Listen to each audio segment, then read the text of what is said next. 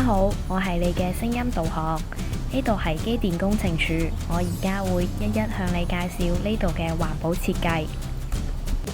眼前就係機電工程署嘅模型，大家可以抬頭望下頭頂上嘅幾盞燈，其實呢係太陽光導管嚟嘅。太陽光導管係從天台上嘅圓頂射入，經光導管反射到天花，把走廊照光。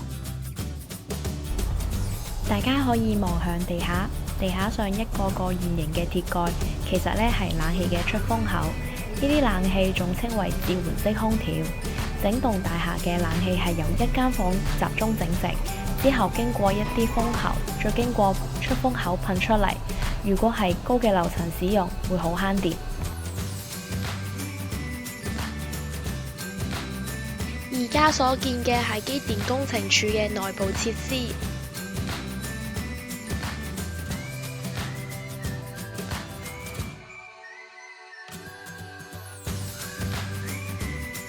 大家可以抬頭望下呢個太陽能路燈，路燈上嘅單晶硅光伏板可以喺日間收集陽光並轉換成為電能，留待晚上作照明用途。另外，路燈可以把光源向上照到一塊金屬板，再反射到地面上，而唔係向住地面直接照明。呢種設計嘅優點係利用反射散開嘅光源同擴大照明嘅範圍，都避免咗聚光可能造成嘅眼睛不適。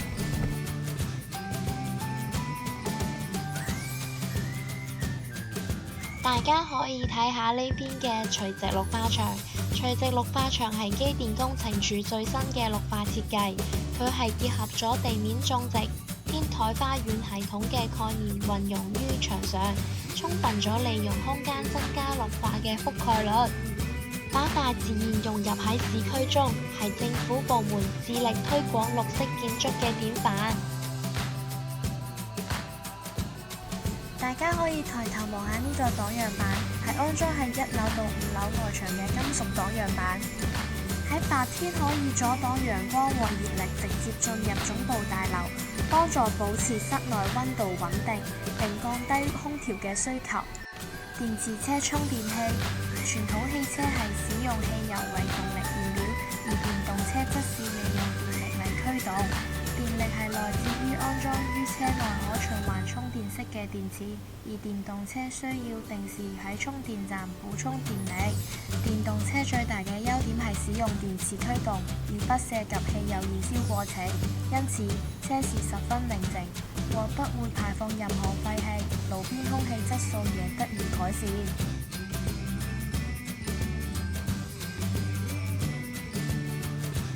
眼前呢個就係污水處理廠。污水係指洗碗、洗衣、沐浴過程中產生嘅污水。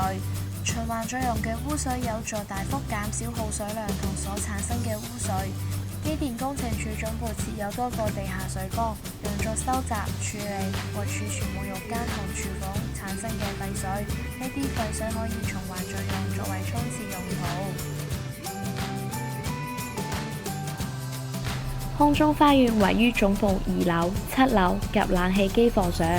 除咗環境整潔外，佢哋仲可以為咗建築物過溫散熱，減低都市熱島效應，改善空氣污染，增進生物多樣性同減低噪音。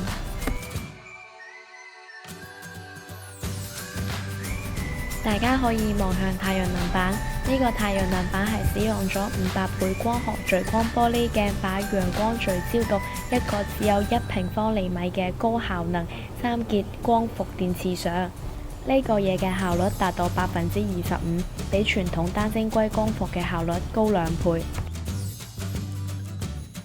大家可以望下呢邊嘅5個柱體，其實佢係蓄冰槽。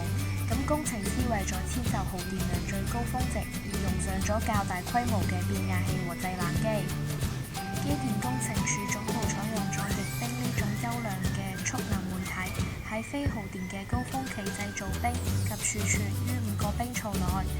每個冰槽嘅容量為110立方米。喺耗電嘅高峰期，透過冰嘅溶解過程釋放冷空氣，減少耗電最高峰值，並縮減相關嘅變壓器和製冷機嘅規模。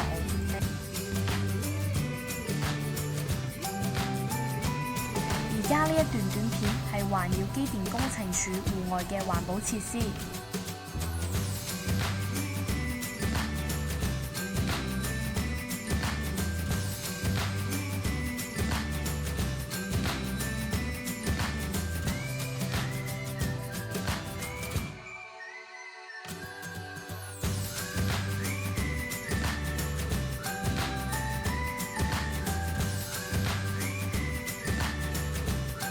影片到此完結，多謝各位觀看。